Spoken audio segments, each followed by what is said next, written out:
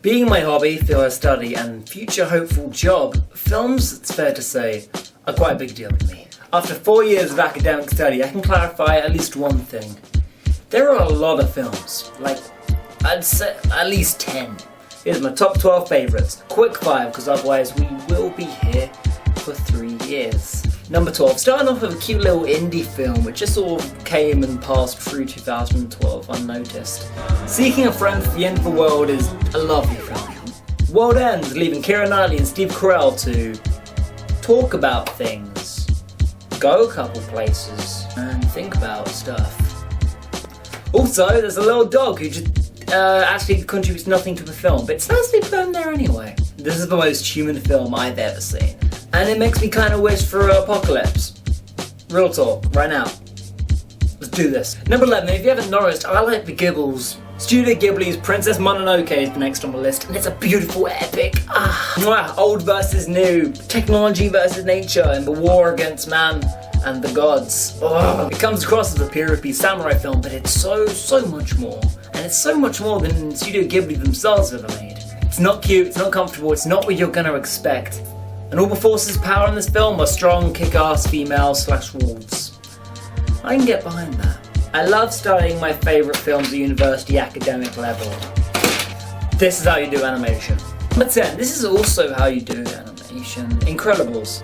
Brad Bird is a cool man, and The Incredibles was not only a film revolutionary in a number of fields. Being the first and having the guts for CGI humans, hair physics, and a plot tackling many adult themes such as broken nuclear family, genocide, and objectivism.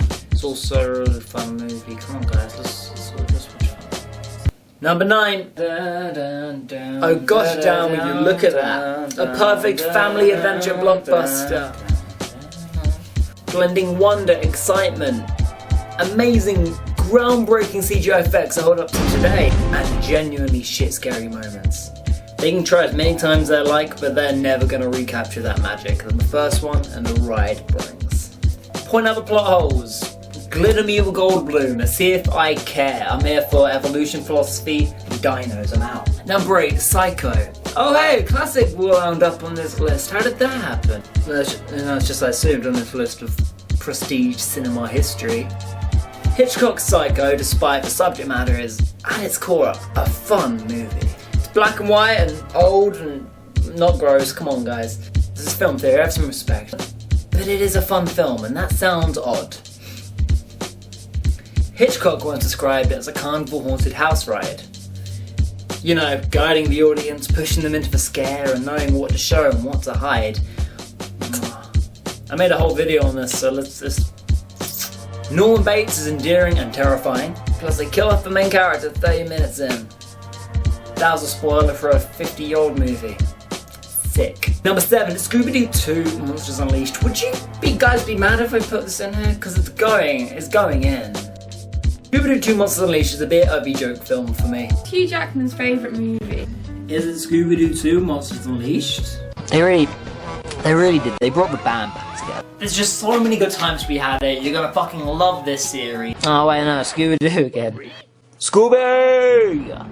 My boy. Yeah, sure, it might be my go-to punchline of a film, but what separates it from bad films such as Space Jam, Amazing Bulk, is that this is, with no irony, a well-made film. And it's not just the nostalgia goggles. Those live-action films, go back and watch them, because they've got good jokes, good writing, amazing set design, not so great CGI, but that's okay, come on, the 2000s. And it was cast perfectly. I wonder why it's so good. That makes so much sense. Ghibli, Hitchcock, I put this above them both. Oh shit. I've just been kicked off my film course. The Voices is a new release that, among other things, began my man crush on Ryan Reynolds. Seen at the Sundance Festival, The Voices it made me jump, it made me cry, then it made me applaud. It really did. It made me stand up and applaud, and that's what I'm gonna do now. A light-hearted film about a shy factory worker whose pets psychologically talk to him and tell him to kill young women. It's scary, it's ridiculous, and it really knows how to fuck an audience, like royally just get in there. You should probably go see that film. I'm just gonna keep clapping. Number 5, Scott Pilgrim vs. the World was the first film to open my eyes to what film can be. And that's so pretentious and dreamy-eyed, but oh, this film is slick. Instant action and delivery, all I could think was, that. I want to make that. This is probably the film most responsible for getting me into filmmaking. You know what, great, you're gonna have a good old pat on the back for that. I know you're watching. Every single line is quotable and I'm sure that I've overwatched it, but come on guys. Vegan Police. Battle of the Bands. By Furious. If you haven't seen any of the films, I'm just talking shit right now. Don't be a dick though, go watch it. Number 4, Marvel have created some of the best action blockbusters in the last decade, so it's only fair one of them got in, you know. Actually, my representative is Iron Man 3. The black sheep of the trilogy, this film is almost entirely unloved, and I genuinely don't know why. My favourite screenwriter Shane Black does 3 things. Wittiness, action, and Robert Downey Jr. Wait, no, he doesn't do Robert, not like that. The Mandarin must be stopped. And so with Iron Man 3, he has a gold mine. And this is an Iron Man film without Iron Man. So sort of false advertising, but then again, detailed character study, so... Number 3, a film has ever just made your jaw drop. Yeah, it's cringy and a cliche as fuck, but Kingsman Secret Service did that to me. It wasn't the dog cussing, it wasn't the crazy abstract dark moments where Colin Firth just kills 100 people. No, it was just how fucking happy I was that a film like this exists. And the choreography is something I've only ever dreamed about. And so to actually see it on screen, it almost brought a tear to my eye. We do. Almost, so I don't do that shit.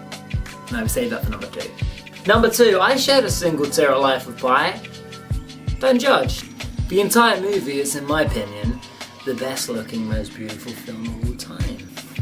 There's the tiger, Richard Parker, which I still can't really believe is not real. The beautiful cinematography and the wonder, which is this scene.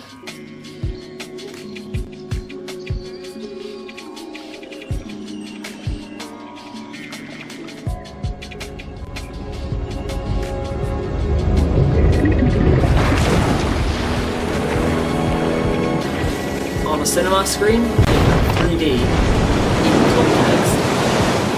Oh my god. Do yourself a favour and watch this film about a boy bunking in a boat with a Bengal tiger. And the number 1 film, as rated by its non-consequential little guy. Summer Wars and Digimon the movie. 2 films? That's cheating. No it isn't. Time to wisen the fuck up.